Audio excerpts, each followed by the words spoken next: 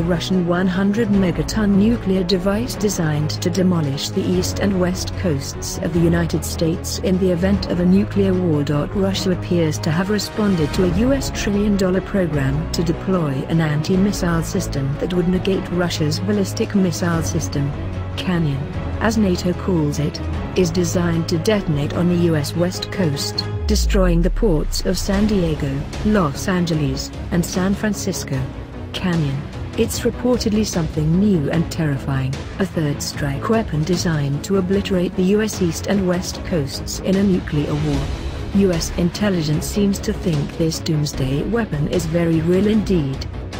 The Russians appear to have responded to a new trillion-dollar US program to develop and deploy an anti-missile system that would negate their ballistic missile system.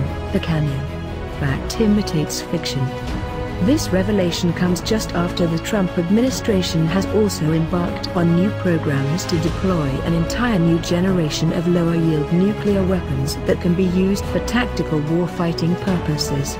North Korea and Iran are the evident targets, as well as Afghanistan. But there is now talk aplenty in Pentagon circles about waging a limited tactical nuclear war against Russia. New US bomber and drone programs are being speeded up. War talk is in the air. Military stocks are booming. Kanyon, according to the right-wing Heritage Foundation, a cheerleader for military spending, is a mammoth 100-megaton nuclear device carried by an unmanned submarine.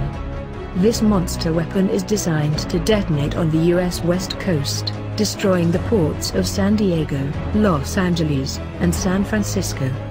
The device is reportedly covered with cobalt, for maximum radioactive effect.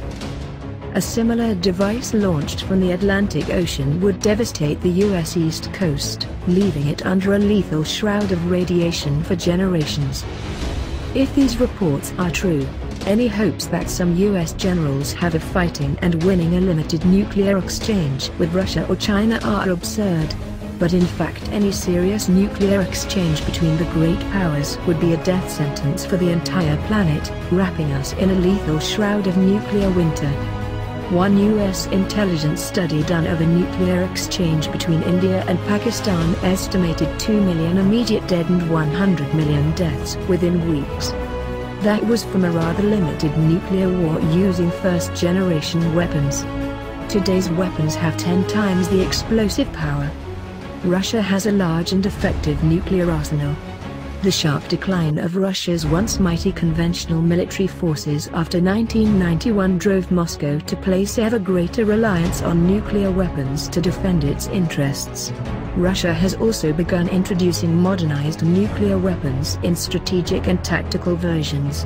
China is also slowly developing its nuclear forces to be able to fight a thermonuclear war against the United States and India at the same time.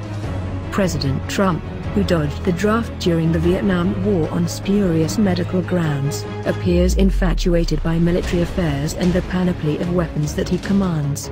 In an act of historic irresponsibility, he has brought the US to the edge of nuclear war against North Korea, heedless of the dire consequences of even a small nuclear war in Asia. Anyone who thinks a nuclear war can be waged without permanently polluting our planet should be put under psychiatric care. As crazy as this notion sounds, there are some senior US generals who share this view and, most likely, President Trump, the man with the big red button. Russia's marshals are more cautious. They still see the scars of World War II, in which some 27 million Soviet civilians died, and know what war means.